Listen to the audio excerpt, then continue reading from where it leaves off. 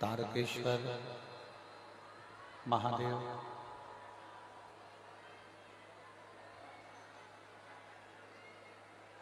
जहां पर विराजमान है,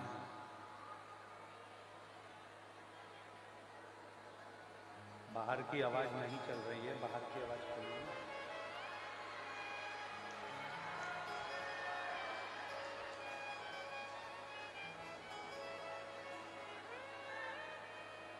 तारकेश्वर महादेव जहां पर अपने भक्तों का कल्याण करने के लिए विराजमान है। ऐसे पवित्र पावन, बाहर की आवाज खोलो, बाहर की आवाज ही नहीं है।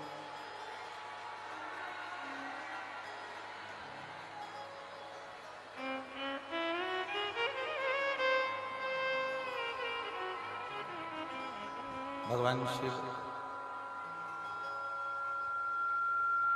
जिस पवित्र भूमि पर विराजमान है, तारकेश्वर बाबा की ये पवित्र रज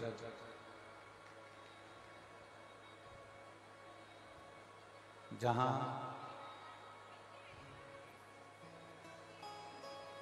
संत शिरोमणि तारा बाबा जी ने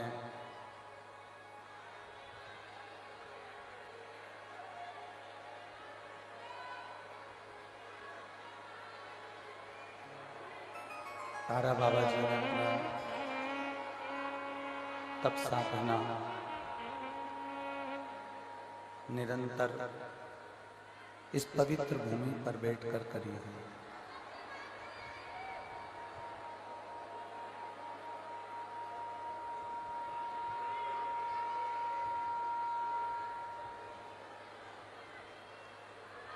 जिस पवित्र भूमि पर आप और हम बैठकर भगवान शिव की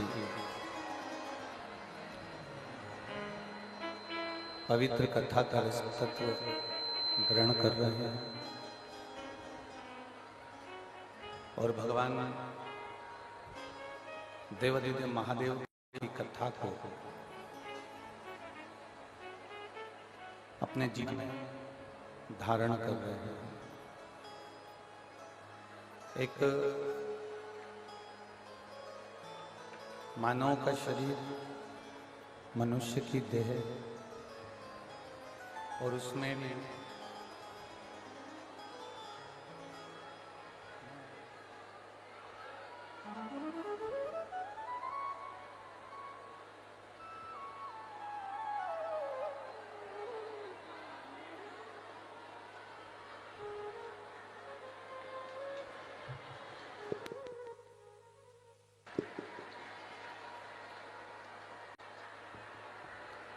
दो मिनट में सेट कर रहे हैं। आप लोग बैठो। शिव कृपा बाबा देवादिदेव महादेव की बनी रहे। शिव तत्व ओगड़दानी त्रिकालदर्शी कैलाशी अविनाशी भगवान शंकर की ये पवित्र भूमि है, तारा बाबा जी की कुटिया, जहां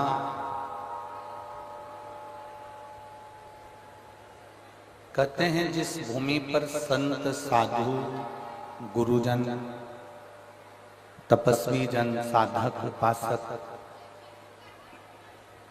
जिस धरा पर बैठकर भगवान देवादिदेव महादेव की आराधना करें, जिस धरा पर बैठकर भगवान शिव की अखंड जाप हो रहा हो, जहां बैठकर भगवान शंकर का नित्य पूजन अभिषेक हो रहा हो, वो भूमि कोई साधारण सी नहीं होती। जिस तारा बाबा की कुटिया में बैठकर आप और हम शिव महापुराण की कथा को श्रवण कर रहे हैं, भगवान शंकर की कथा को सुन रहे हैं, ये तारा बाबा की जो कुटिया है, यहाँ बाबा जी ने बैठकर अपनी अविरल भक्ति को प्राप्त किया। एक संत का जो जन्म होता है, एक संत का जो जन्म पृथ्वी पर होता है, उसका जो अवतरण होता है, उसको जो जन्म मिलता है, उसका पूरा जन्म, संत का जन्म कभी भी संत के लिए नहीं होता।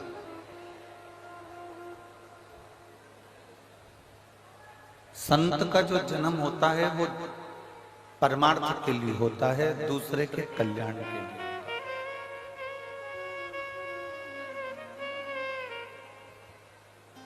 इस भूमि पर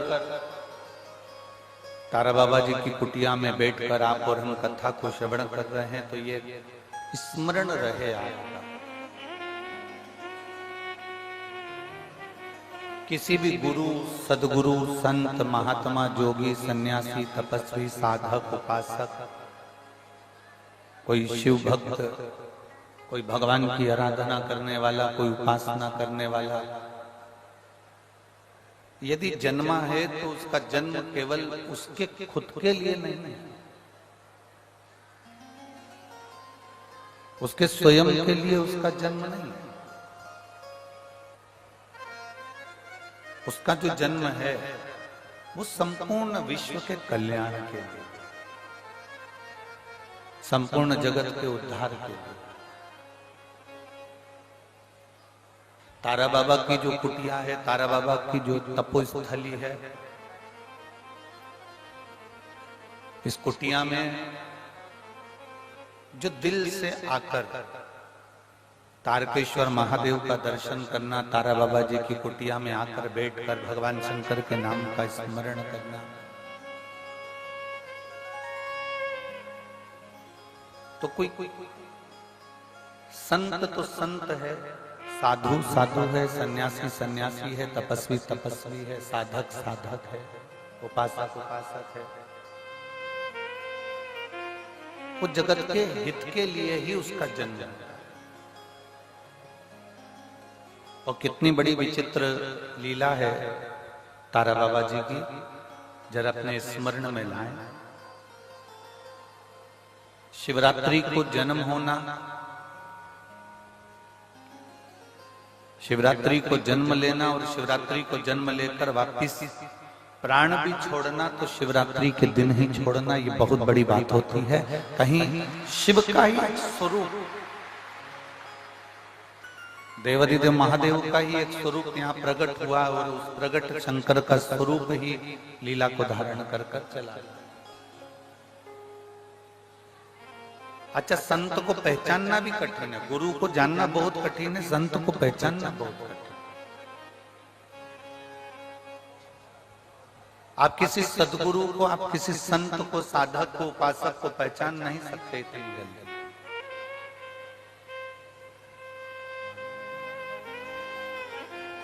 बिहारी बाबा यहाँ रहे,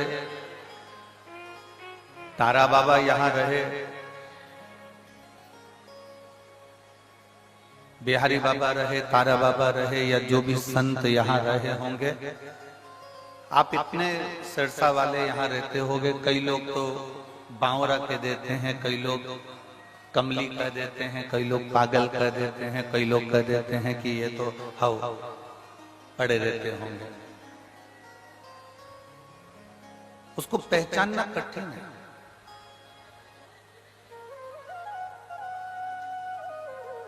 माता पिता, संत, सदगुरु और भगवान का एक श्रेष्ठ भक्त, इसकी पहचान कभी भी जीते जी नहीं होती। माता पिता जब चले जाते हैं तब बच्चों को समझ में आता है कि माता पिता के रहने का क्या फल है। संत सतगुरु जब चले जाते हैं तब मालूम पड़ता है कि संत सतगुरु के होने का क्या फल है। एक सच्चा भक्त, एक सच्चा साधक, एक सच्चा उपासक जब तक है तब तक उसको पहचान नहीं पाते हैं। और सच्चा गुरु, सच्चा सतगुरु, सच्चा उपासक, सच्चा भगवान की आराधना करने वाला कोई संत, कोई सन्यासी, कोई तपस्वी जब चला जाता है तब लोगों को ज्ञात होता है कि कोई संत था, कोई गुरु था, माता पिता थे, घर के बुजुर्ग थे, कोई भक्त था जिसने हमें सत्मार्ग बताया।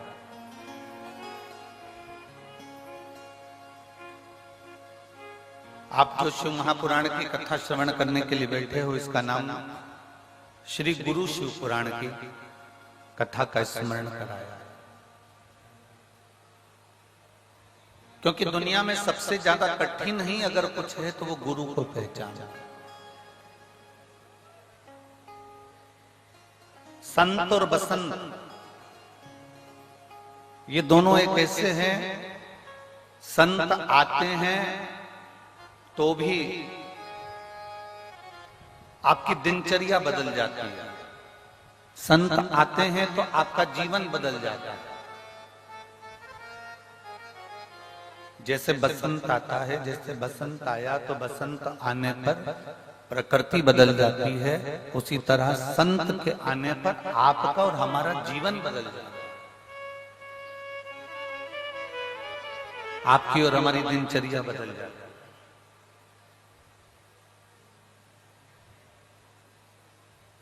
आप खुद अंदाजा लगाओ कि आप क्या 2 बजे से 5 बजे तक यहां आके बैठ जाते हो रोज? कोई संत आया, कोई सदगुरु आया, कोई वक्ता आया, कोई कथाकार आया, कोई गुरुजन आया, कोई तपस्वी आया, तो आप 2 बजे से 5 बजे तक यहां बैठे हो। वरना कोई बैठता?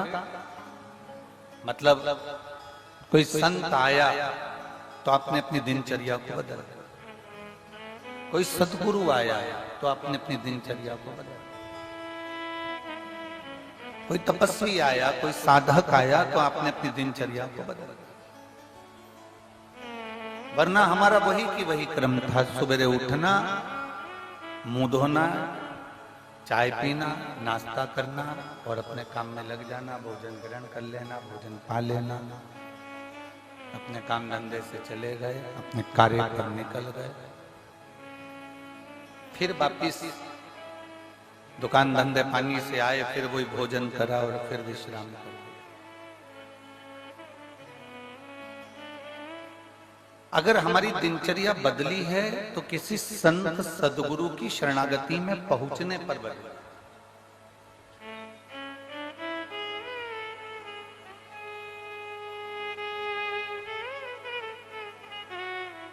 दो चीजें, जैसे इस कथा को श्रवण करने के लिए जैसे आप बैठे हो, वैसे ही विधायक महोदय श्री गोपाल जी कांडा जी बैठे हैं, पूर्व गृह राज्य मंत्री हरियाणा शासन।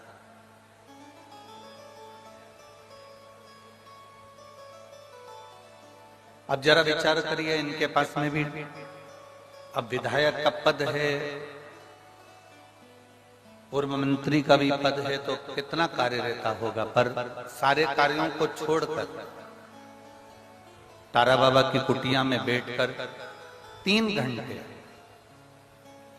भगवान शंकर को, अपने गुरु को, शिव महापुराण को, भगवान की विरल भक्ति को, जो इन्होंने 3 घंटे यहां दिया है।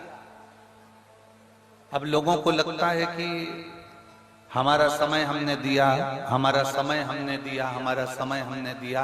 और शिव महापुराण की कथा कहती है, तुमने जो 3 घंटे भोलेनाथ जी को दिए हैं वो एक डायरी में लिख कर रखना। जो तुमने तारा बाबा को 3 घंटे दिए हैं, अपने गुरु को शिव पुराण को जो 3 घंटे दिए हैं, वो 3 घंटे तुम्हारे व्यर्थ नहीं जाए।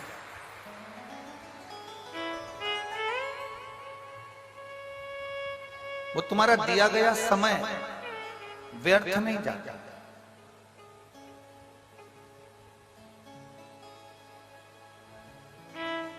जिससे प्रेम करो ना, उससे धन की चाह नहीं होती है। जिससे प्रेम करो ना, उससे गाड़ी और बंगले की चाह नहीं होती है। जिससे प्रेम करो ना, उससे मोबाइल के बैलेंस की चाह नहीं होती है। जिससे प्रेम करो, उससे एप्पल के मोबाइल की चाह नहीं होती है। जिससे प्रेम करो, उससे चाउमीन खाने की चाह नहीं होती है। जिससे प्रेम करो, उससे पानी पूरी खाने की चाह नहीं होती है। जिससे प्रेम करो, उससे बस एक चाह रहती है कि थोड़ा तो समय दिया करो मुझको, आपके लिए हूं और मैं आपके लिए, थोड़ा तो समय। जिससे प्रेम होता है बस समय की चाह करती है। पत्नी पति से कह देती, क्या ये फालतू का लफड़ा लगा कर रखा, दिन भर दिल्ली जाना, नोएडा जाना, यहाँ जाना, वहां जाना, वहां जाना। कम से कम हम आपसे प्रेम करते हैं, थोड़ा समय तो दिया करो। बोलो जी, क्यों सही बात है कि गलत? जम के बोलो जरा, सही है ना? एक पत्नी पति से कहती है मुझे समय दो, पति पत्नी से कहता है समय दो, पति अपने धंधे से कहता है, धंधा कहता है, बिजनेस कहता है तुम मुझे समय दो। बोलो, बिजनेस कहता है कि नहीं कहता? समय दोगे तो मैं कमाई कराऊंगा, समय नहीं दोगे तो मैं कमाई। अर्थात तुम्हें बिजनेस से प्रेम करना पड़ेगा। प्रेम करोगे तो समय दोगे। सुबह 9 बजे से जाके दुकान पे बैठोगे, रात को 10 बजे तक आओगे, मतलब तुमने काम से प्रेम किया। अब तुमने काम से प्रेम किया तो काम ने तुमको धन दिया। पत्नी से तुमने प्रेम करा तो पत्नी ने भी तुमको इसने बस प्रेम की 2 बोल दिए, नहीं तो जगदम्बा रोज धड़धड़ाती थी। प्रेम जो तुमने दिया, प्रेम तुमने अगर प्रदान किया, प्रेम में सबसे कीमती है, प्रेम की सबसे बड़ी कीमत है, प्रेम की सबसे बड़ी कीमती दौलत है उसका समय। और जिससे प्रेम होता है ना, उसके पास तुम 4 घंटे भी बैठ जाओ ना, समय कम ही पड़ जाता। प्रेम की कीमत ही सबसे बड़ा समय।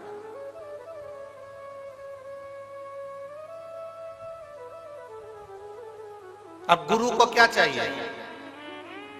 चांदी के खड़ा ला कर दो, गुरु कभी कहता है?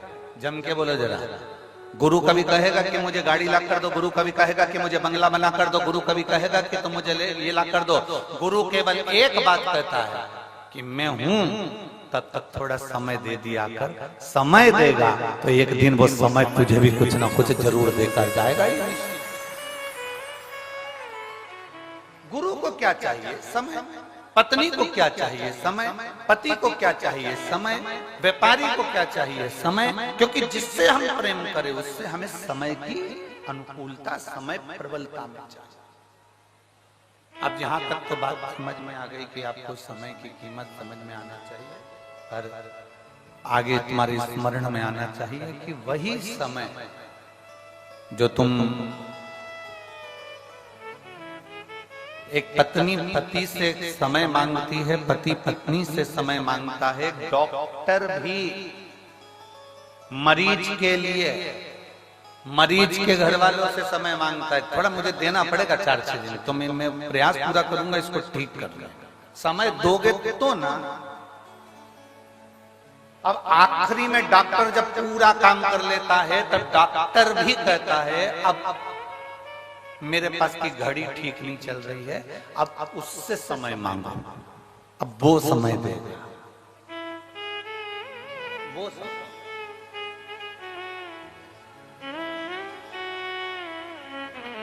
और अब उससे प्रार्थना करी, उससे निवेदन करा, उससे विनती करी, उससे चाकरी करी। तो जब हम उससे प्रार्थना करें, उससे विनती करें, तो उसने भी अपने खाते खोल कर देखा, डायरी निकाली भोलेनाथ जी ने, और डायरी निकाल कर देखा, जरा देखो तो राम बाबू को देखो, राम बाबू को इसने शंकर जी को कितना समय दिया था? देखो जाए। तो इन्होंने कहा साहब वो सिरसा में कथा चल रही थी तारा बाबा की कुटिया में, तो ये 2 घंटे पहले तो कथा में आ गया था और 3 घंटे की कथा सुनी, और 3 घंटे की कथा में भी 2-4 आधा घंटा तो इसने यूं ही निकाल दिया घूमने फिरने में। तो इसका आधा घंटा तो काट दो और बाकी का जितना समय बचा है, एक काम करो, इसने शिव की कथा में समय दिया, गुरु की सेवा में समय दिया, परमात्मा की सेवा में समय दिया, शिव पुराण में समय दिया, इसलिए इसकी अंत घड़ी में भी इसका समय बढ़ा दिया जाए, इसको समय दिया। फिर वो कल वाली बात आ गई,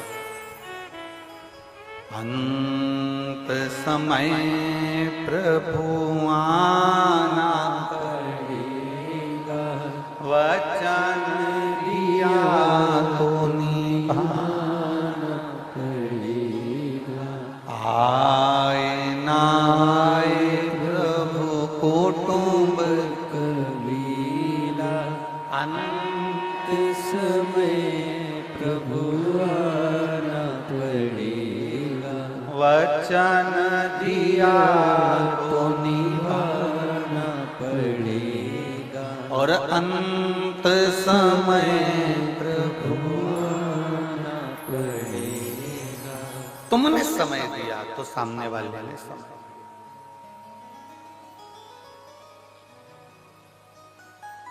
अब तुम्हारे पास समय ही नहीं।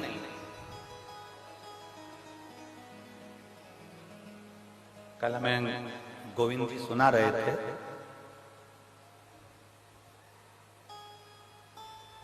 गोविंद जी सुनाते बहुत अच्छा है।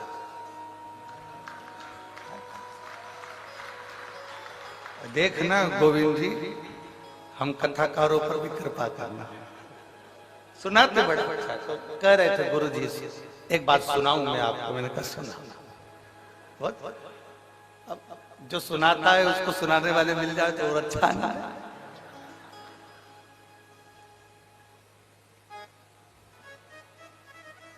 कल किसी एक भक्त का मैसेज भी आया, उसने कहा गुरुजी हरियाणा में सब दमदार लोग रहते हैं। हमने कहा तुम्हें कोई मिला क्या? हमने कहा एक ही भारी। किससे मिले जाते हैं? मिले भी तो मिले कैसे? अब कहने गुरुजी, एक बार बाबा जी के पास हम बैठे हुए थे और वो बोले गोपाल जी को कि गोपाल नहीं आया। तो कहा बाबा जी निकले हैं, अब आएंगे। तो वो गाड़ी से चले हैं नोएडा आदि से, तो वो धीरे धीरे धीरे धीरे पहुंचेंगे। अब लंबा सफर 300 किलोमीटर का। तो गोविंद जी कह रहे थे, बाबा जी बोले उसको बोलो ना कि हेलीकॉप्टर उतार लाया।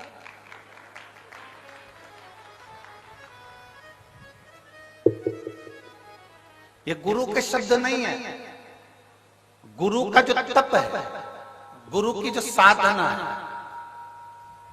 गुरु ने जिसको भजा है, वो महादेव के शब्द गुरु की वाणी से निकलता है। वो महादेव का शब्द गुरु की वाणी से निकलता है। हमने पहले भी आपको कथा में कहा, सियोर वाला महाराज कभी शिव पुराण की कथा नहीं बांट सकता और हमारी सामर्थ्यता भी नहीं। आप लाखों की संख्या में आते हो, रात भर से नींद नहीं आई, गोविंद जी से पूछो इनसे। और एक वो इनकी वो बेटी कहाँ गई, वो दिन भर सेवा में लगी रही, टेंट कहाँ कहाँ लगाना है, क्योंकि कल जितने पंडाल बनाए थे उसमें पांव रखने की जगह नहीं थी, एक भी पंडाल है।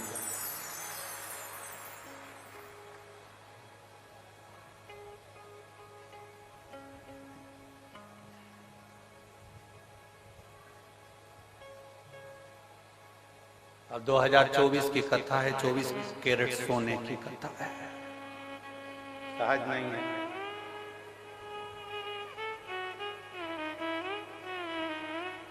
शिव तत्व, शंकर को पहचानना, गुरु को पहचानना, सतगुरु को पहचानना, संत को पहचानना, भगवंत को पहचानना, माता पिता को पहचाना। गुरु के कभी शब्द नहीं है, शब्द उस परमात्मा के जो उसने जपा है, जो उसने साधना करी है, जो उसने भजा है, जिसकी वो आराधना करता है, शब्द उसके होते, गुरु के शब्द नहीं।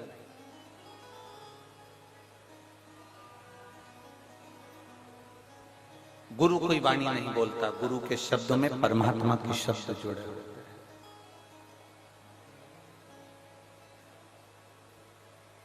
सहजता नहीं है गुरु की वाणी। आप तारा बाबा जी की कुटिया में बैठकर अगर कथा को सुन रहे हैं, शिव महापुराण की कथा को धारण कर रहे हैं, हमने एक बार पहले कथा में कहा था,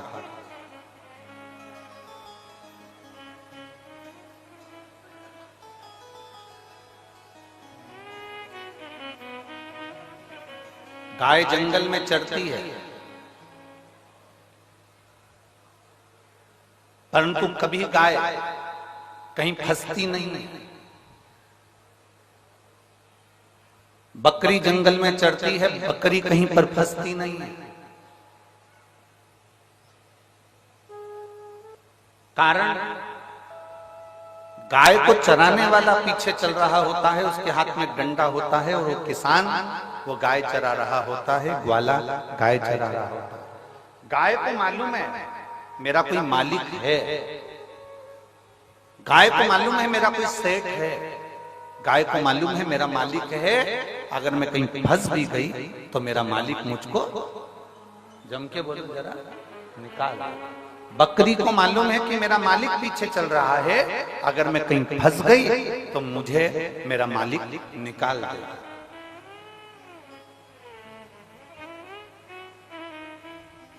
बकरी को मालूम है कि मेरा मालिक मुझे निकाल देगा, भेड़ को मालूम है कि मेरा मालिक मुझे निकाल देगा, ऊंट को मालूम है कि मेरा मालिक मुझे निकाल देगा, घोड़े को मालूम है कि मेरा मालिक मुझे निकाल देगा।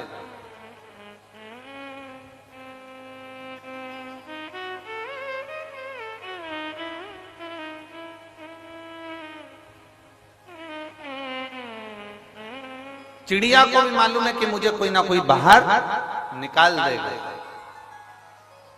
क्योंकि उसको एक अंदाजा है कि मेरा मालिक मेरे पीछे चल रहा है। गाय चराने वाला, बकरी चराने वाला, भेड़ चराने वाला, ऊंट चराने वाला पीछे चल रहा है।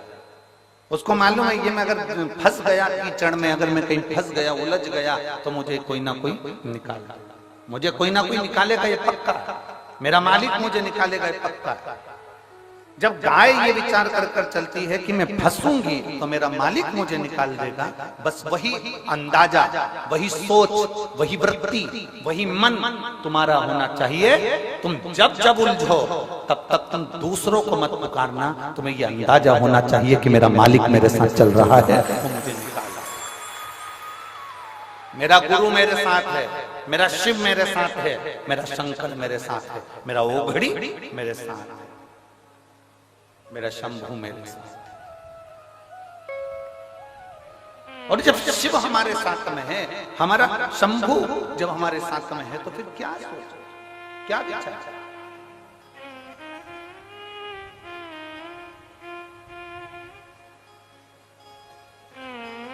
बहुत अच्छा बंगला देखोगे ना तो तुम्हारे मन में एक बात जरूर आएगी, इतनी सुंदर दीवार है ना, अंदर से बंगला कितना सुंदर। जाके देखो क्या, खूब सुंदर होटल देखोगे ना तो तुम्हारे मन में बात जरूर आएगी कि कितनी सुंदर होटल है, एक बार अंदर जाके देखो क्या। बोलो बोलो, सही है कि गलत? तुम्हारे मार्केट में कोई चाउमीन की दुकान खोल गई, पानी पतासे की दुकान खोल गई, मिठाई की दुकान खोल गई, मोबाइल की दुकान खोल गई, कोई कपड़े की दुकान खोल गई, बहुत सुंदर दुकान खोली, खूब अच्छा मॉल खुला, तुम्हारे मन में जरूर आएगा कि जरा एक बार मैं भी जाकर तो देखो। बोलो बोलो, जम के बोलो, सही है, जाकर तो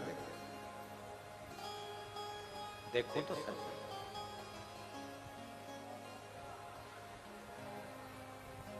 सुंदर कपड़े की दुकान तुम्हारे मन में आया कि मैं जाकर देखूं।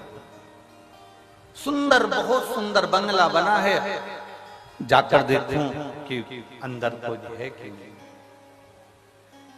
मन में उत्सुकता, अच्छा एलिवेशन देखा तो तुम्हारे मन में भाव प्रकट हो गया कि मैं अंदर जाकर देखूं।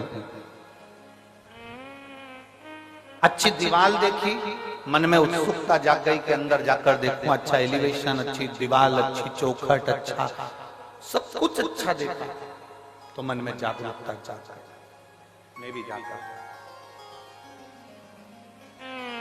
अच्छा एलिवेशन देखकर लोग आपके घर में आते हैं, अच्छी दीवार देखकर लोग आपके घर में आते हैं, अच्छा कपड़ा देखकर लोग तुम्हारी दुकान पर आते हैं, अच्छी पर्दे देखकर लोग तुम्हारी दुकान पर आते हैं, तुम्हारे घर पर आते हैं, तुम्हारी चौखट पर आते हैं।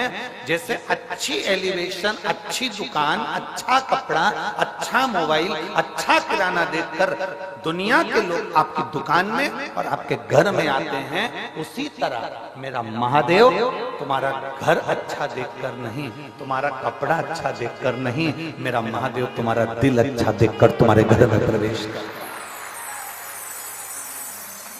मेरा महादेव कभी भी ये देखकर नहीं आया कि तुम्हारा मकान कितना बड़ा है, मेरा महादेव ये देखकर नहीं आया कि तुम्हारा घर कितना बड़ा है, मेरा महादेव ये देखकर नहीं आया कि तुम्हारे पास में संपदा कितनी है, मेरा महादेव केवल ये देखकर आया कि तुम्हारी चित्त वृत्ति में शिव की भक्ति कितनी है। और शंभो शरणे पड़ी मांगू घड़ी रे घड़ी दुख काटो दया करीने दर्शन आपो। शंभो शरणे पड़ी मांगू घड़ी रे घड़ी दुख काटो दया करीने दर्शन।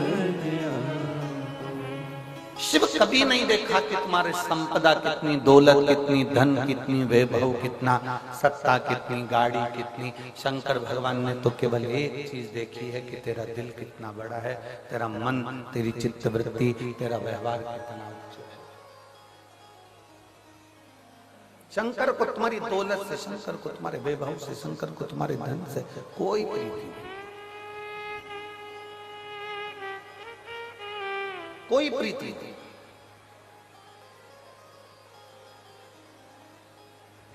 कल गोविंद जी बता रहे थे कि गुरुजी हम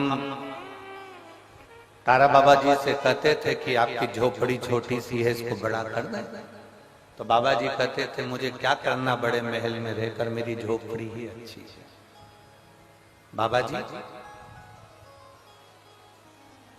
हम कुछ अच्छा बना दें यहाँ पर, मुझे क्या करना, मुझे तो सब कुछ नहीं बनवाना, मेरा जैसा है वैसा।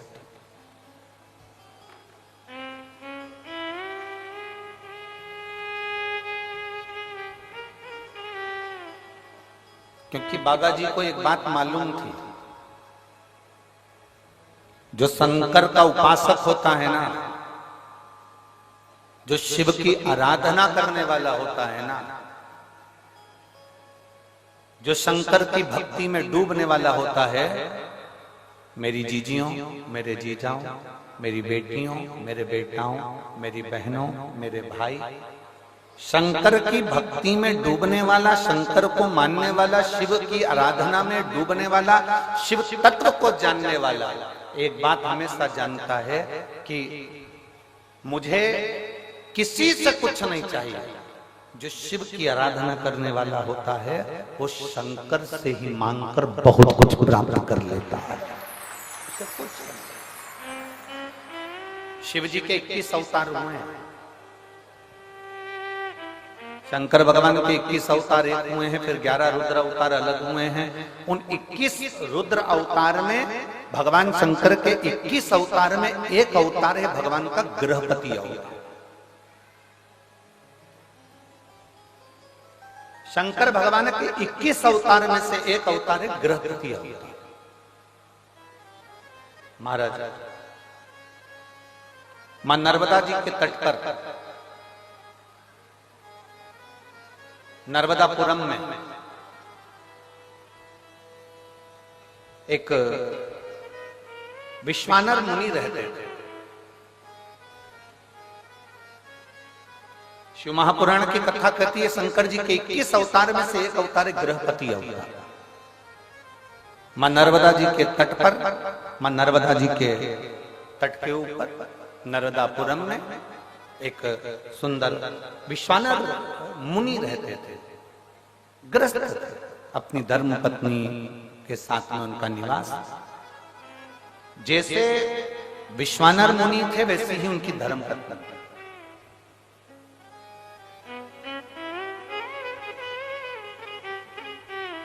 बहुत कम घर होते हैं जिन घरों में अगर पति धर्मात्मा है तो पत्नी धर्मात्मा हो, पत्नी धर्मात्मा हो तो पति धर्मात्मा हो। बहुत कम। सोचे जाओ तो नहीं होता। हमने अभी अभी यहाँ भटिंडा की कथा में एक बात कही थी, पंजाब में भटिंडा में कथा में करने आए थे, तब हमने बोला था अमिताभ का बेटा अमिताभ जैसा नहीं होता। हुआ क्या? जम के बोलो, सचिन तेंदुलकर का बेटा सचिन तेंदुलकर जैसा नहीं हो सकता। हुआ क्या? जम के बोलो जरा। नहीं।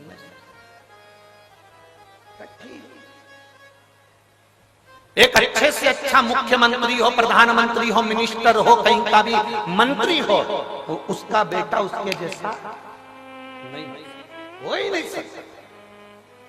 क्योंकि मेरे भोले बाबा एक बार जिसको जन्म दे देते हैं, एक बार जिसको जन्म दे देते हैं और उसमें इतना टैलेंट देकर पैदा करते हैं, उसमें ऐसा ज्ञान देकर पैदा करते हैं, उसके जैसा भगवान दूसरा नहीं बनाता, उससे कम बनाएगा पर उसके जैसा नहीं बना पाएगा।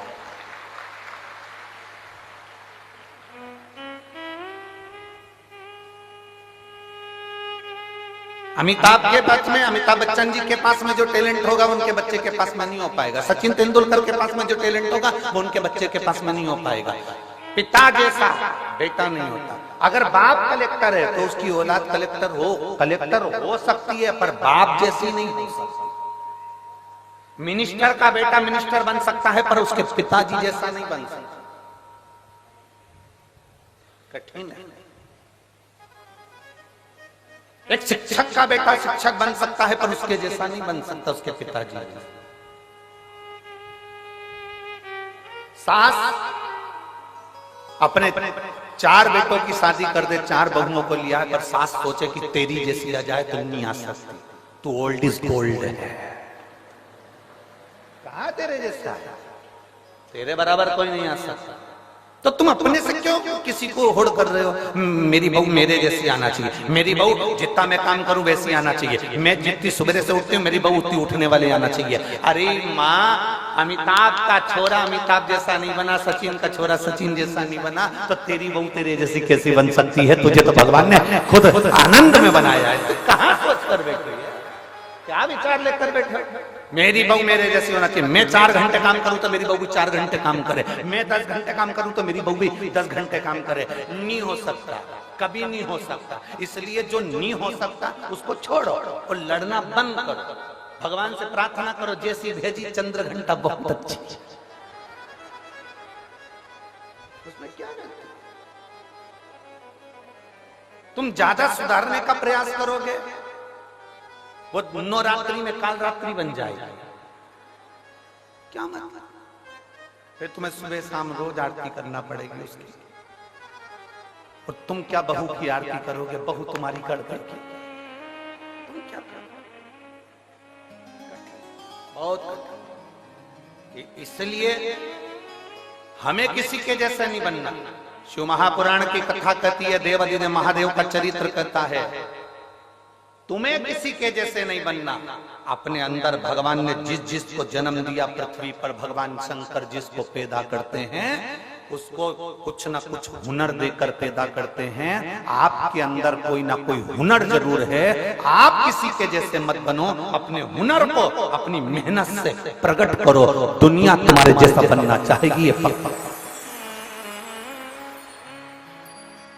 पर माताएं पीछे पकड़ के बैठती है, उनको देख ले उनके जैसे बन जा, उनको देख ले उनके जैसे बन जा, तेरी मौसी के छोरे को देख ले मौसी के छोरे जैसा बन जा, बुआ के छोरे को देख ले बुआ के छोरे जैसा बन जा। अब तुम बुआ के छोरे जैसे बनाने में लगे हो और महादेव को रोज एक लोटा वो जल चढ़ा रहा है, और महादेव सोच कर बैठे हैं कि बुआ के छोरे जैसा मत बनना, बुआ के छोरे से भी उज्जवल बनाकर बताऊंगा तेरे को, बस तेरी मेहनत करना, तेरा कर्म करना, तेरी लगन लगा कर बैठना, तेरी मेहनत करते रहना, तुझे उससे भी उज्जवल बनाकर छोड़ूंगा मैं, तो चिंता मत कर।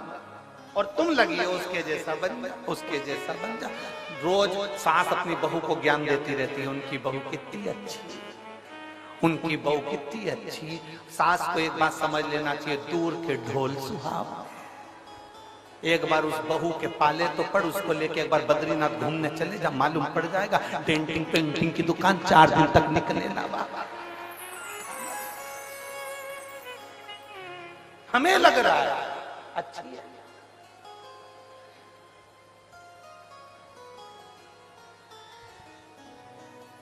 ये बहुत बहुत विचित्र बात है। हर पत्नी को ये लगता है तुम्हारा दोस्त कितना अच्छा है, उस दोस्त की पत्नी भी कहती है तुम्हारा दोस्त कितना अच्छा है। बस ये दोनों की भ्रम का है, उसको लग रहा है कि भैया जी अच्छे हैं, उनकी पत्नी को लग रहा है भैया जी अच्छे हैं। अब उनको क्या मालूम कि दोनों ही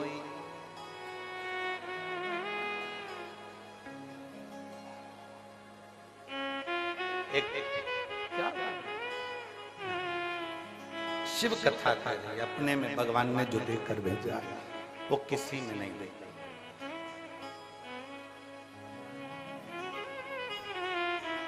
और दया की ना हो जो आदत तुम्हारी, तो सोनी रे अदालत तुम्हारी। गरीबों के दिल में जगह तुम न पाते, तो किस दिल में होती इबादत तुम्हारी, तो किस दिल में होती इबादत तुम्हारी। बहुत सोच से मिले, जिसके ललाट में जो लिखा है वो होना है, जो निश्चित है उसका सोचे से मतलब।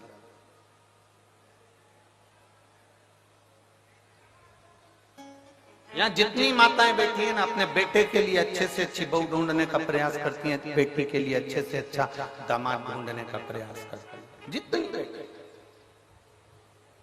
ऐसी कोई माता नहीं होगी जो रोज भगवान के मंदिर में जाकर अपनी बहू के लिए छोरा नहीं मांगती होगी, पोता नहीं मांगती होगी। कोई नहीं कहता कि पोती दे दे, पर भगवान ने जो सोच कर रखा है वो देता है, तुम्हारे सोचे से।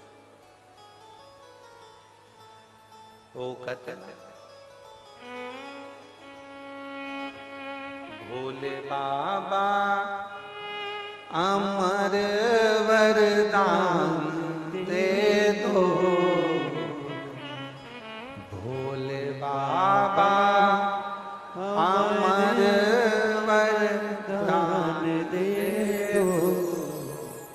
जैसी बेटी है दामाद दे दो, जैसी बेटी है वैसा दामाद दे दो।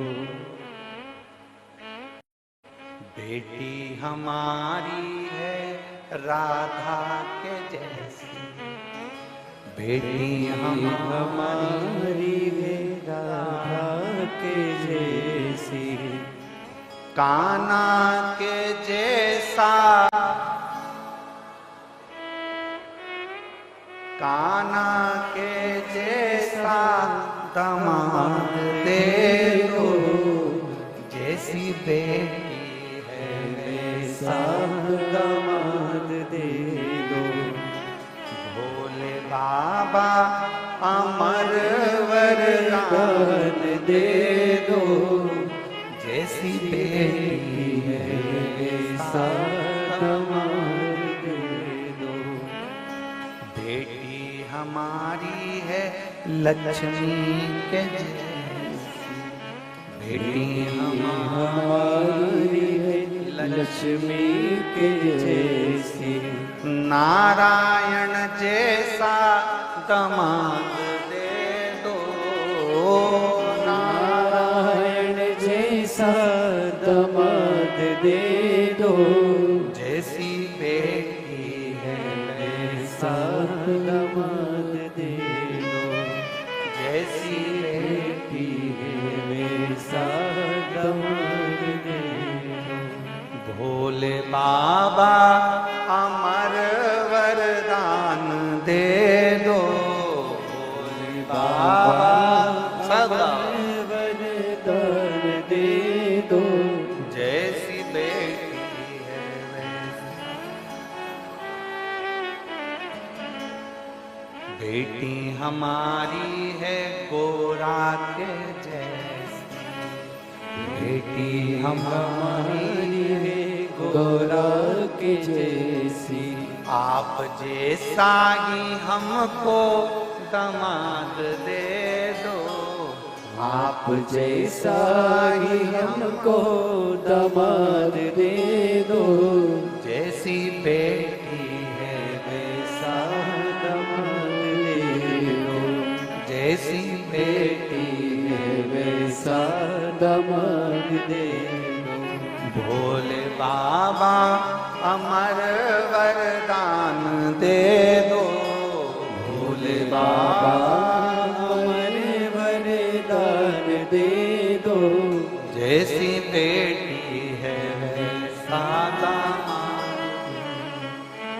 जैसी बेटी है वैसा दामाद दे दो। और मान लो मिल भी गए, ए सिरसा वाली जीजियों, हरियो हरियाणा वाली मेरी जीजियों, मिल गए, कितनी आस, कितनी आस, और कितनी खुश होती हो अच्छा दामाद मिल जाए। बोलो बोलो, जम के बोलो, जम के बोलो जरा, खुश होती हो कि नहीं होती हो? ऐसा दामाद मिला, भगवान की कृपा है, पड़ोसन से जाके कि ये सब दामाद मिला, मेरी बेटी को रोज घुमाने ले जाता, इतना बढ़िया दामाद मिला, मेरी बेटी के मुंह से निकला और उसने सामान मांग के दिया।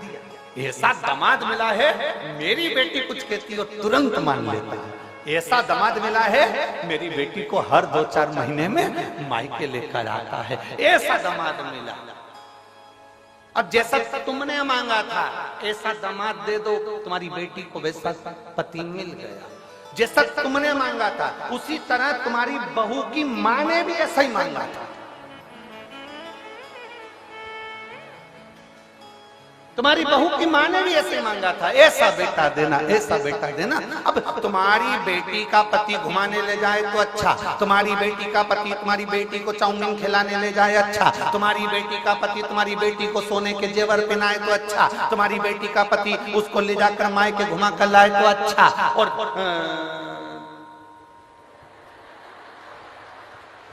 अब क्या बोलो, तुम सब समझदार हो, बोलो। और तुम्हारा बेटा अगर तुम्हारी बहू को घुमाने ले जाए तो बेकार, वो तो जोरू का गुलाम हो गया। दामाद ले जा रहे तो अच्छा, दामाद खिला रहे तो अच्छा, दामाद पेड़ा रहे तो अच्छा, दामाद सोने की रकम दिलाए तो अच्छा। मेरा दामाद जैसा कोई नहीं, मेरे बेटी का पति इतना बढ़िया, मेरी बेटी का पति अच्छा बढ़िया। तो आप भी अपने बेटे से कहो, बेटा जैसे तेरे जीजा, जैसे तेरे दामाद बेटी का सम्मान करते हैं, तू मेरी बहू का सम्मान कर। तो लगना चाहिए सामने वालों को कि दामाद अच्छा। दूर के ढोल, बस दिक्कत ही तो यही है सिरसा वाली जीजियों, दिक्कत सबसे बड़ी यही आ रही है, बड़ी यही तो पड़ी है, दिक्कत यही है सबसे बड़ी।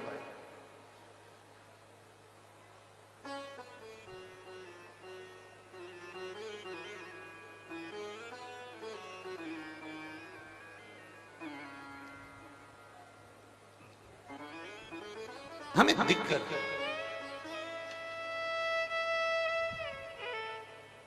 शिव कथा कर रहे हैं। विश्वानर मुनि की धर्म पत्नी भगवान की भक्त थी। शिव जी की आराधना करना, भगवान शंकर की भक्ति करना।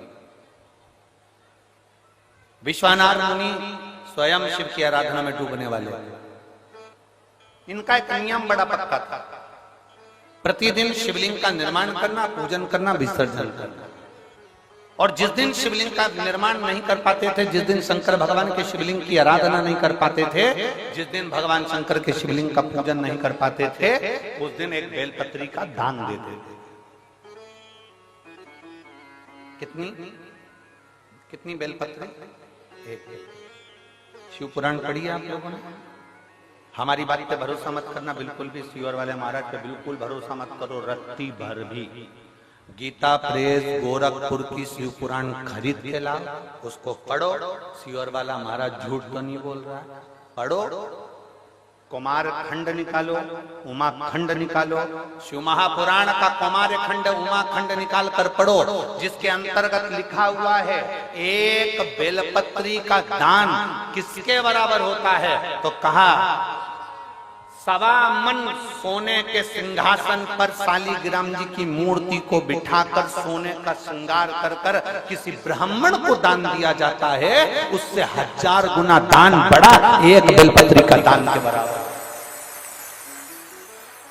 हम पर भरोसा मत करना, कहीं सीवर वाला महाराज झूठ तो नहीं बोल दिया, इसलिए शिव पुराण उठाकर पढ़ो। गीता प्रेस गोरखपुर की शिव पुराण को लाओ, पढ़ो और अध्ययन करो। अध्ययन करने पर तुम्हें मिलेगा कि शालिग्राम भगवान की शिला को सोने के सिंहासन पर बिठाकर, सोने और हीरे से सजाकर जो दान करने का पुण्य मिलता है, वो पुण्य केवल एक बेलपत्री के दान से मिल जाता है। केवल एक बेलपत्री में वो बल होता है। और अच्छे से समझ लें, शंकर जी पे चढ़ी हुई बेलपत्र,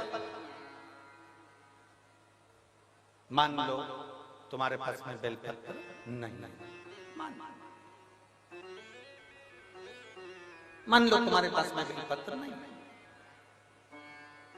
अब तुम्हारे पास बेलपत्र नहीं है, शिव जी के मंदिर में गई हो, शंकर के शिवालय में गई हो, देवाधिदेव महादेव के शिवालय में पहुंची हो, शिवालय में शंकर के शिवलिंग पर जो बेलपत्र चढ़ी होती है, उस बेलपत्र को उठाकर पानी से धोकर वापिस चढ़ा देने का फल क्या होता है, वो भी शिव महापुराण में जरूर पढ़िए। तारा बाबा की कुटिया में कथा चल रही है और श्री गुरु शिव पुराण चल रही है, जरा ध्यान से सुनना इसको, बहुत सावधानी से। जितने बाहर के पंडालों में भक्त बैठे और जितने आस्था चैनल पर सुन रहे हैं, जितने फेसबुक यूट्यूब पर सुन रहे हैं, जितने रोड पर बैठकर कथा सुन रहे हैं, जहां जहां आवाज जा रही है, जहां बैठकर कथा सुन रहे हैं, बहुत सावधानी से कथा का स्मरण करिएगा। एक बेलपत्री का दान शालिग्राम भगवान के सोने के सिंहासन पर बैठकर दान करने के बराबर है। शंकर भगवान के शिवलिंग पर चढ़ी हुई बेलपत्र को धोकर वापिस शंकर भगवान के शिवलिंग पर चढ़ाने का जो पुण्य है, कहा भारत की भूमि पर 26,000 जो पवित्र नदियां बनी हैं, उन नदियों में आप स्नान कर कर आएंगे और चारों धामों का दर्शन, 12 ज्योतिर्लिंग का दर्शन, आप सारी सप्तपुरियों का दर्शन कर कर आएंगे। उसका जो पुण्य फल होगा, एक बेलपत्री को शंकर पर से उठाकर मिलाकर वापिस शंकर को चढ़ाने का ये फल हमें तुरंत प्राप्त हो जाता है। केवल एक बेलपत्री को उठाकर धोकर चढ़ा देंगे, ये फल प्राप्त है।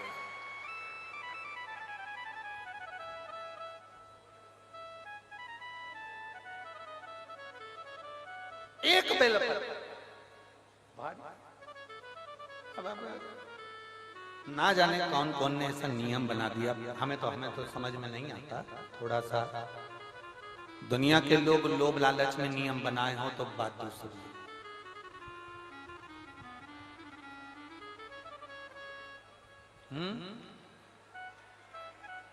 पीछे आवाज नहीं जा रही है, पीछे की आवाज खोलिए, पीछे की। वहां जाके बक्से के तारों चेक करिए कि आवाज क्यों नहीं पहुंच रही है। क्या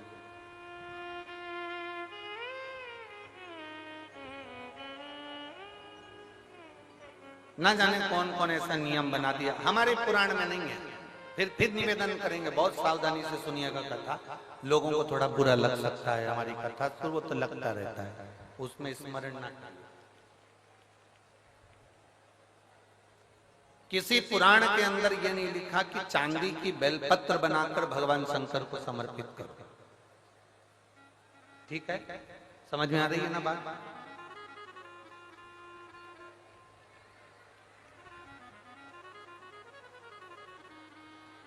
किसी पुराण के अंदर यह नहीं लिखा, किसी शास्त्र के अंदर यह नहीं लिखा कि चांदी की बेलपत्र बनाओ, सोने की बेलपत्र बनाओ और भगवान को चढ़ाओ, भगवान को समर्पित।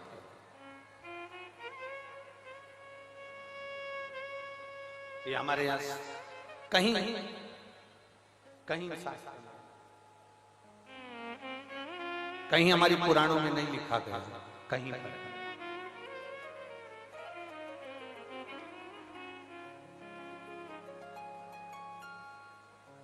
शंभु शरणे पड़ी मांगो घड़ी रे घड़ी दुख काटो दया करी मैं दर्शन आपो। शंभु शरणे पड़ी मांगो घड़ी रे घड़ी दुख काटो दया करी मैं दर्शन हो। शंभु शरण पड़ी मांगो घड़ी रे घड़ी दुख काटो दया करी मैं दर्शन आपो। अब किसी ने एक नया नियम बनाया, चांदी की बेलपत्र शंकर जी को चढ़ाना, सोने की बेलपत्र शिव जी को चढ़ाना। ये हमारे शिव महापुराण के एक भी 24,000 श्लोक में से एक भी श्लोक में कहीं चांदी और सोने की बेलपत्र का प्रसंग नहीं। किसी को जरूरत पड़ने लगी होगी चांदी की बेलपत्र की तो उसने चढ़वा दी होगी, किसी को सोने की बेलपत्र की जरूरत पड़ी होगी तो उसने चढ़ा दी। वो अपना प्रसंग अपनी जगह। सोने की बेलपत्र क्या कोई साधारण सा शिव भक्त चढ़ा सकता है? जम के बोलो जरा। चांदी की बेलपत्र कोई साधारण सा शिव भक्त चढ़ा सकता है क्या? अगर चांदी और सोने की बेलपत्र का नियम आया है तो फिर तांबे पीतल की क्यों नहीं आया? एल्युमिनियम की क्यों नहीं आया? कपड़े की बेलपत्र का क्यों नहीं आया? कागज की बेलपत्र का नियम क्यों नहीं आया? आया तो सोने और चांदी की बेलपत्र का नियम आया। ये हमारे शास्त्र के हिसाब से, ये हमारे शिव पुराण के हिसाब से बिल्कुल नहीं। दूसरे को देखकर कभी मत विचार करना।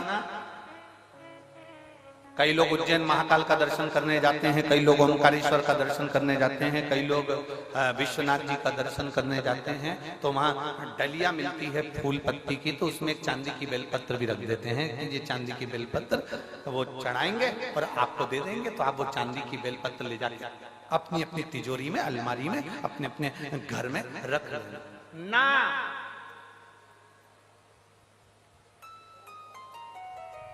शिव जी पे चढ़ी हुई बेलपत्र को कॉपी में रख लो, किताब में रख लो, और याद रखना बेलपत्री का 1000 टुकड़ा भी हो जाए, 1000 पत्ती के बारीक बारीक टुकड़े भी हो जाए, और वहां से लाने में तुम्हारे हाथ में केवल एक जरा सी तिन का मात्र पत्ती भी तुम्हारे हाथ में अगर बची है घर लाते हुए, तो समझ लेना वो सोने की बेलपत्र से भी बढ़कर है। उसकी कीमत कठिन, उसको कीमत को आंकना कठिन है, कीमत आंकना कठिन है।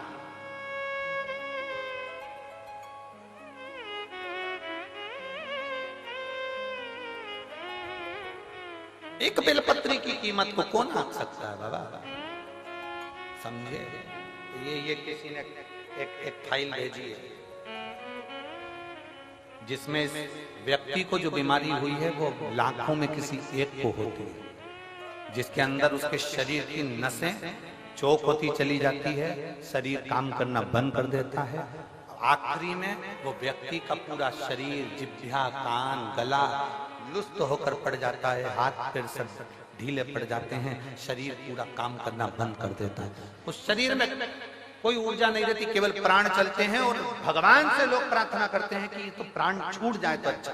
इतना बड़ा शरीर उठाकर कौन कहां लेकर जाए, जो हिल नहीं सकता, जा नहीं सकता। एक बीमारी जिसको डिस्टेमिया कहते हैं, ऐसी बीमारी इस व्यक्ति को हो गई थी, जिसने पूरी डॉक्टर की रिपोर्टें और पूरे चीजें लगाई है उस व्यक्ति ने। और अपनी पूरी, पहले आप फोटो देखिए उस व्यक्ति का जो पड़ा हुआ है, जो एलईडी वाले हैं वो एलईडी पर दिखाएंगे, आस्था चैनल वाले आस्था चैनल पर दिखाएंगे।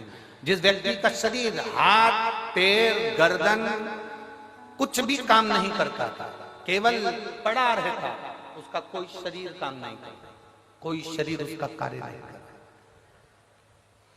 अब उसके पत्र पर अपन ध्यान देंगे।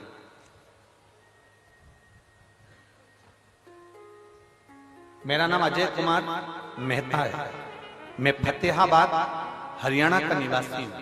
कहीं बैठे हो तो हाथ हिला सकते हैं। आप ही हैं? श्री शिवाय नमस्ते। आ जाओ, एक बेलपत्र ले जाना। आ जाइए। मैं फतेहाबाद हरियाणा का निवासी हूं। मेरा मोबाइल नंबर ये है। मैंने कोरोना काल में 2021 में पहली वैक्सीन की डोज लगाने के बाद मुझे मालूम नहीं पड़ा कि मेरे शरीर को क्या हो गया।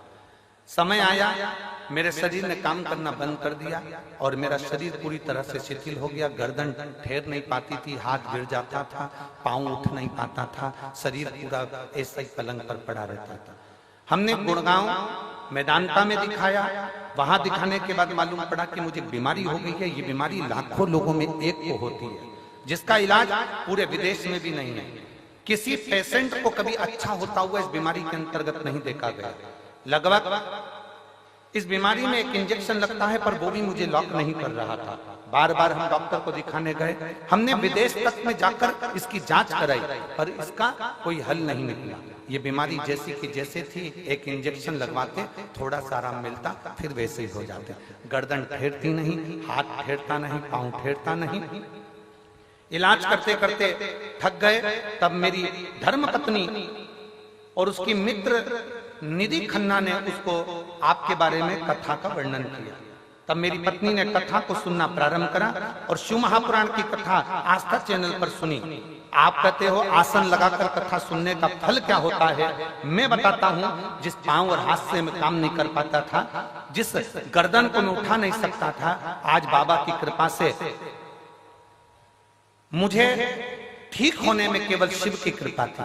डॉक्टरों ने कह दिया था इस बीमारी का कोई हल नहीं है, कोई इलाज नहीं है। हम कई बार विदेशों पर गए पर कोई हल नहीं निकला। तब आखिरी में पशुपतिनाथ का व्रत शिव जी पे चढ़ाया गया, एक लोटा जल और एक बेलपत्र ने ऐसा कमाल करा कि डॉक्टर को जब फोन लगाते थे तो डॉक्टर सोचते थे कि ये इंजेक्शन लगवाने आएगा। हमने दूसरी बार डॉक्टर को फोन लगाकर कहा, डॉक्टर साहब ने पूछा क्या हुआ, तबीयत ज्यादा तो नहीं हो गई? तो हमने कहा अब हम पूरी तरह से ठीक हो गए हैं। कैसे? आश्चर्य की बात है, डॉक्टर भी आश्चर्य में था विदेश का, जिसने कहा कि ये हो ही नहीं सकता, ये बीमारी कभी ठीक नहीं हो सकती। तो डॉक्टर भी आश्चर्य में पड़ गया जब हम चलने फिरने लगे और अपनी गर्दन भी ठहरने लगी। हम बाबा की कृपा से ठीक हैं, हमारा फोटो भी लगा रहे हैं और हम कथा के मंडप में भी आए। आइए, श्री शिवाय नमस्ते।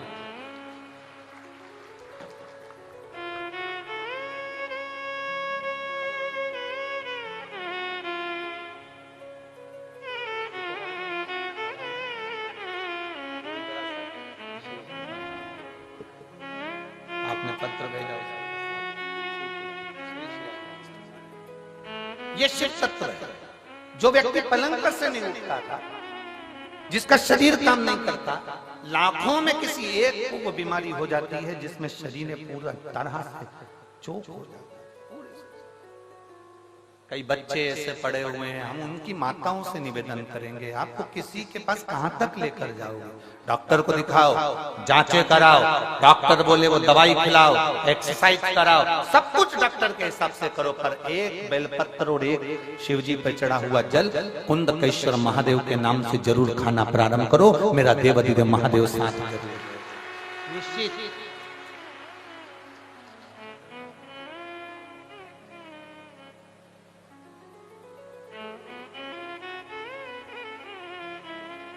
और तेरी कृपा बिना न हिले एक भी अणु, लेते हैं श्वास तेरी कृपा से तनु तनु।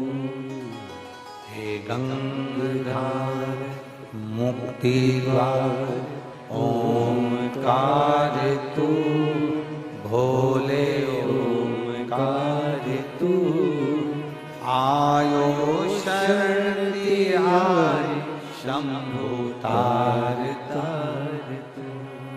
बखान क्या करूं मैं राखों के ढेर का, चपटी भभूत में खजाना कुबेर का।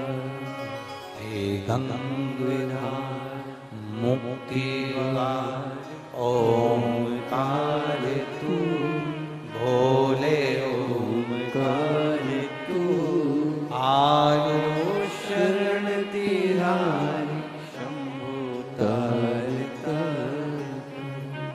शिव है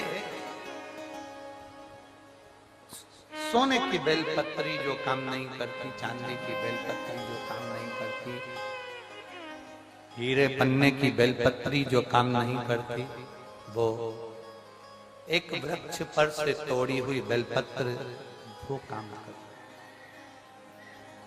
ब्रह्म में मत पड़ना,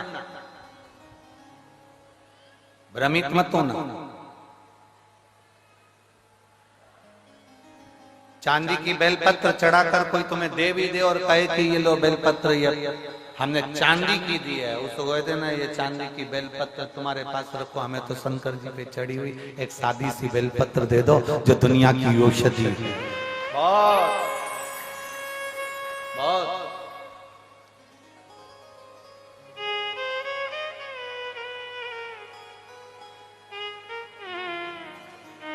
इसको समझना कठिन है। ये शंकर की कथा नहीं है। ये आप लोगों को लग रहा होगा कि तारा बाबा की कुटिया में शिव महापुराण की कथा चल रही है। ये शिव पुराण की कथा नहीं है। ये तारा बाबा जी ने 7 दिन संपूर्ण विश्ववासियों के लिए एक शिविर लगाया है। जो आ गया वो अपने जीवन की सारी खुशियां बटोर कर तारा बाबा की कुटिया से ले गए। शिविर आप धारण करो, आप समझो क्यों उसका स्मरण इतना प्रबल है, क्यों शंकर की कथा का रसतत्व इतना प्रबल होता है, क्यों शिव भक्ति का रसतत्व इतना प्रबल होता है।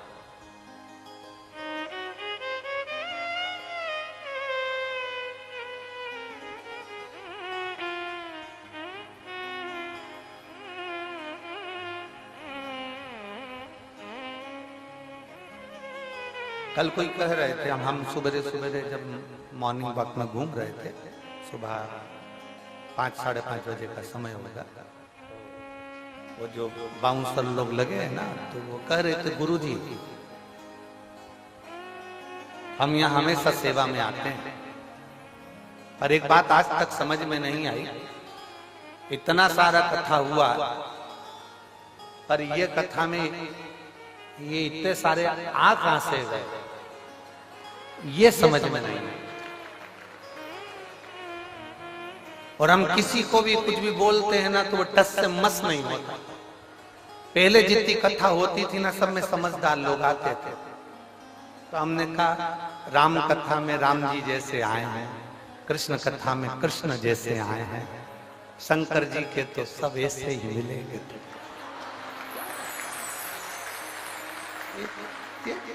हटने को तैयार नहीं होते। गुरु जी शिव पुराण में ऐसा क्या है? हमने कहा तुम भले 7 दिन की सेवा में लगे हो, पर 3 महीने के अंदर तुम्हें मालूम पड़ेगा कि शिव महापुराण में है क्या। हम नहीं बोल कर जाएंगे कि इसमें है क्या। तारा बाबा जी ने ये कथा करवाई है। तारा बाबा जी इस कथा को करवा रहे हैं।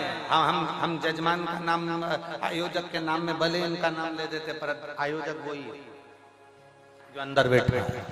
आयोजक वही। तारा बाबा जी कथा करवा रहे, तारा बाबा जी सुन रहे हैं, तारा बाबा जी ही बचवा रहे, कोई दूसरा नहीं।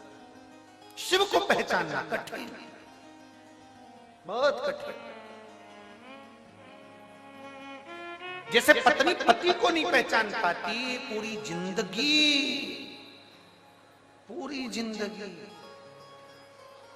नहीं पहचान पाती। कब एक पति पत्नी गार्डन में घूम रहे थे। गार्डन में घूमते घूमते सामने से कुत्ता आ गया। कुत्ता पति पत्नी की ओर बढ़ रहा था। पति को डर लगा। पत्नी ने पति का हाथ जम के पकड़ लिया, ये कुत्ता मुझे खा जाएगा। कुत्ता और पास में आया, पत्नी और घबराई। पति को लगा ये कुत्ता मेरी पत्नी को ना काट खा। कुत्ता मुझे काट खाएगा चल जाएगा, पर पत्नी को ना काटे, क्योंकि पत्नी को काटा तो कल बच्चों का टिफिन कौन बनाएगा, बच्चों को स्कूल कौन पहुंचाएगा। कुत्ता मुझे काट खाए पर पत्नी को ना काटे। कुत्ता और आगे बढ़ा, पति घबरा गया। पति घबराया, कहीं कुत्ता मेरी पत्नी को ना काट ले, तो पति ने तुरंत पत्नी को अपनी गोदी में उठा लिया। तुरंत पत्नी को गोदी में उठाया, कुत्ता भाग गया। कुत्ता भागा, इसने पत्नी को नीचे उतारा। पत्नी चिल्ला के दौड़ी, तुम्हारे जैसा बेवकूफ आदमी कहीं नहीं देखा। दुनिया के लोग कुत्ते को भगाने के लिए पत्थर उठाते, तुमने मुझे उठा लिया। कौन समझाए तो समझाए कौन? अरे ओ बावरी, उसने तेरे को इसलिए उठाया था कि तुझे ना काटे, पर तुझे लगा कि वो मार देंगे। समझ कोई नहीं। सबसे कठिन काम है, बहुत कठिन। कुछ नहीं कठिन।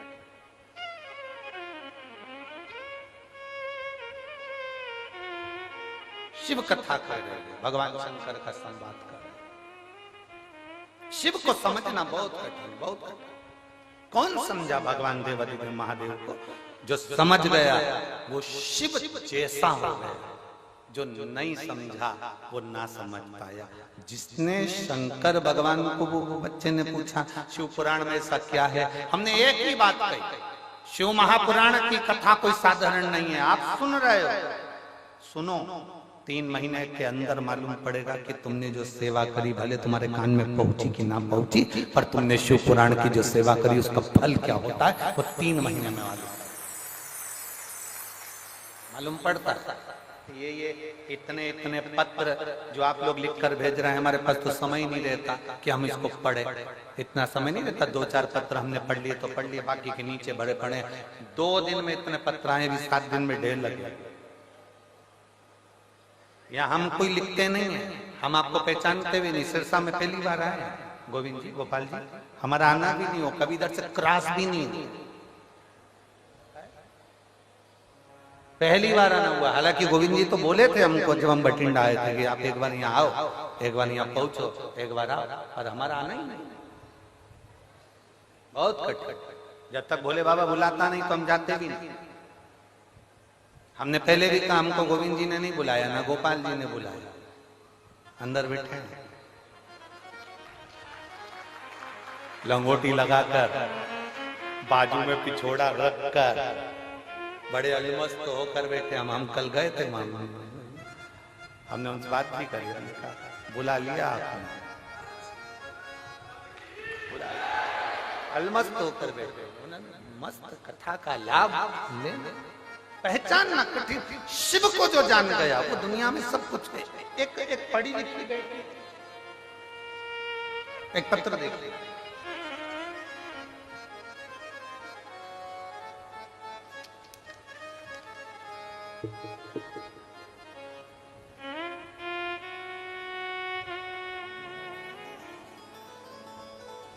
मेरा नाम कौशल्या और मेरे पति का नाम महेंद्र कुमार है। गांव केलनिया। केलनिया ठीक बोला है? हाँ तुम समझ जाना, ठीक है, बाकी के तो जाने दो। आप ही हैं? हाथ हिला दो एक बार। श्री शिवाय नमस्ते। गांव केलनिया सिरसा की रहने वाली हूँ गुरुजी। मेरे बाबा महादेव की कृपा में 14 साल से हरियाणा पुलिस में सरकारी नौकरी कर रही हूँ। हरियाणा पुलिस में मैं 14 साल से सरकारी नौकरी कर रही हूँ गुरुदेव। हंसी खुशी की जिंदगी जी रही थी। एक दिन अचानक 19 दिसंबर 2022 को मेरे पति महेंद्र कुमार का एक्सीडेंट हो गया और सर में इतनी ज्यादा चोट पहुंच गई कि डॉक्टर ने हाथ में केस लेने को मना कर दिया। बहुत मुश्किल था, डॉक्टर के हिसाब से ये जा चुके थे, ऐसा उन्होंने बोल दिया।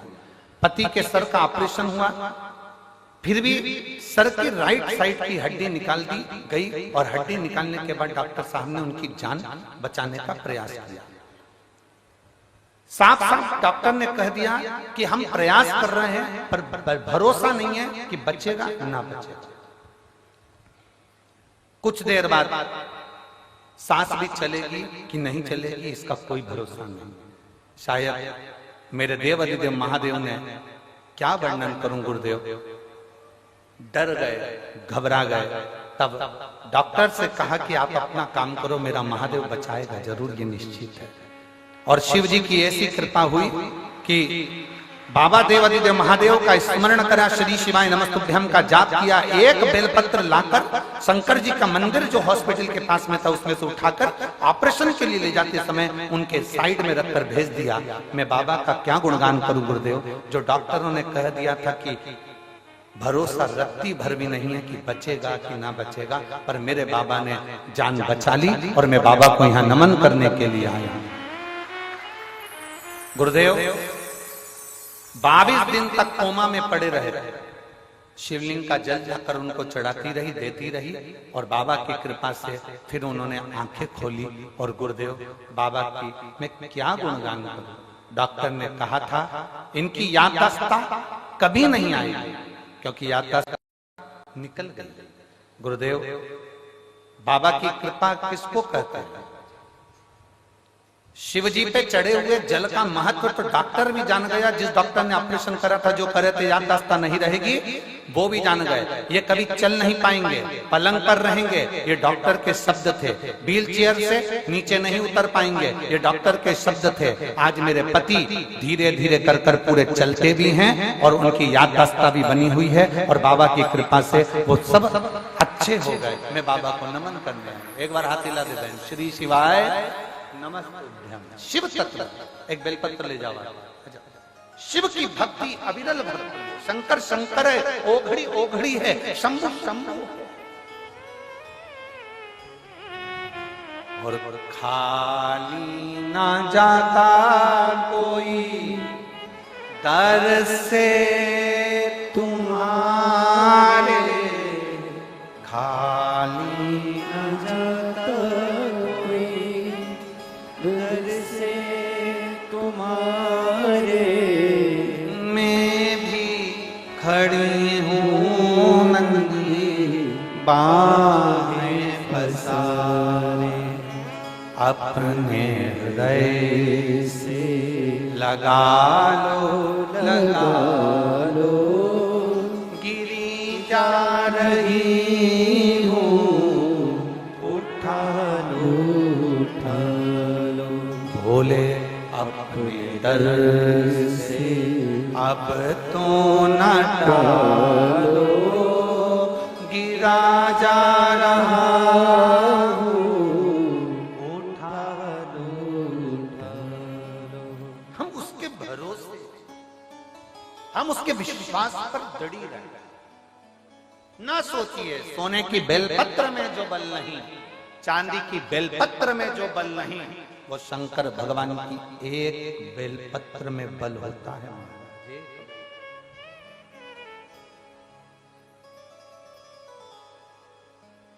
इस व्यासपीठ ने बाल्यावस्था से शिव महापुराण की कथा करी। इस व्यासपीठ ने ये देखा है गोपाल जी, ये व्यासपीठ की बेलपत्र का हमने प्रमाण देखा है कि कोई 7 दिन की कथा में भी, 5 दिन की कथा में भी अगर कोई व्हील चेयर पर भी बैठकर कथा सुनता है और एक बेलपत्र भी अगर बाबा की खाता है, इस पोथी की, इस पुराण की एक बेलपत्र भी कथा चल रही और उसने खाई है, 3 दिन में वो कथा के पंडाल में भी खड़ा मिलता है। हमने इस व्यासपीठ से देखा। हम सोने की बेलपत्र को नहीं जानते, हम चांदी की बेलपत्र को, हम हीरे की बेलपत्र को नहीं जानते, पर हम इस बेलपत्र को जानते हैं जो बेलपत्र शुरू से वेद पुराण शास्त्र वर्णन करते आए हैं। जिस बेलपत्र के नीचे लक्ष्मी झाड़ू लगाती है, जिस बेलपत्र के नीचे स्वयं ब्रह्मा, भगवान नारायण और 33 कोटि देवता बैठकर शंकर की आराधना करते हैं, वो बेलपत्र साधारण नहीं।